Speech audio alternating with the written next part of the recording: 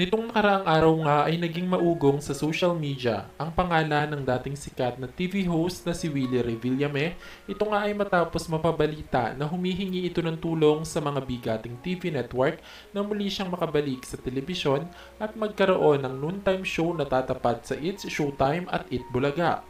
Marami sa mga naging kaibigan ni Willie sa showbiz industry ang naawa dito dahil tila hinahanap daw talaga ng katawan ni Kuya Will ang magpasaya ng maraming mahihirap sa Pilipinas.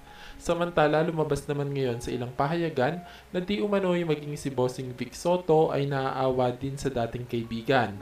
Ayon dito, naisin man daw niyang tulungan si Willie ay wala siyang magagawa dahil maging sila daw ay nahirapan ding makahanap ng bagong tahanan sa TV. Tila wala daw talagang balak si Bossing na tulungan si Willie Revillame dahil nga sa nagdaan nilang issue kung saan labis na nasaktan si Bossing Vic sa mga pagpaparinig noon ni Willie Revillame sa national TV.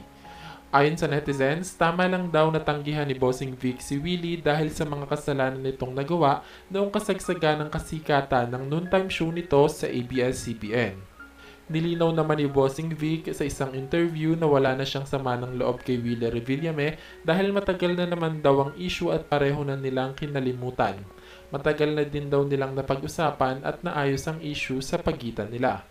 Sa ngayon nga daw ay suportahan na lang daw natin ang mga balak ni Willie Revillame dahil sigurado naman daw na maraming Pilipino pa ang matutulungan ni Kuya Will sakaling makabalik ito sa telebisyon.